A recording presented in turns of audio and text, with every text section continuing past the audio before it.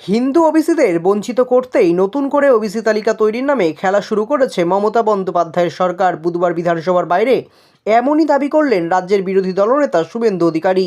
তার দাবি, রাজ্য সরকার নতুন ওবিসি তালিকা তৈরির পর নিয়োগ শুরু করলে তৃণমূল জামানায় আর কোনো নিয়োগ হবে না।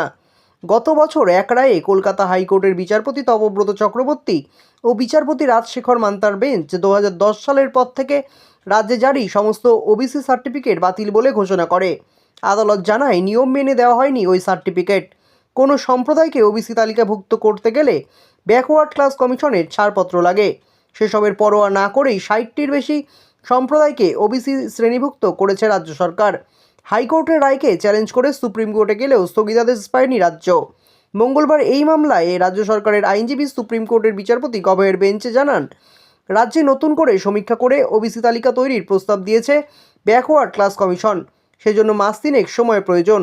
আদালত সেই সময় মঞ্জুর করুক। রাজ্যের আইনজীবীর আবেদনে তালিকা তৈরির জন্য 3 মাস সময় দিয়েছে আদালত। জুলাইয়ে হবে সেই মামলার পরবর্তী শুনানি। এদিন রাজ্যের নতুন ওবিসি তালিকা তৈরির সিদ্ধান্তের সমালোচনা করেন বিরোধী দলনেতা শুভেন্দু অধিকারী। তিনি বলেন, school service commission, public service commission, police recruitment board সহ সমস্ত শূন্যপদের তালিকা প্রকাশ করে নিয়োগের জটিলতা কাটাক রাজ্য সরকার। নতুন ওবিসি তালিকা তৈরির জন্য আরও 3 মাস সময় চেয়েছে রাজ্য। সুপ্রিম কোর্ট সেই আবেদন মঞ্জুর করেছে। অর্থাৎ এই আমলে আর একটিও নিয়োগ হবে না। শুধুমাত্র ভোট ব্যাংকের জন্য প্রকৃত ওবিসিদের, মূলত হিন্দু ওবিসিদের বঞ্চিত করে একটা নির্দিষ্ট সম্প্রদায়কে তোষণ করায় বাংলায় 2 কোটিরও বেশি বেকার যুবক যুবতীর সর্বনাশ ঘটানো হয়েছে।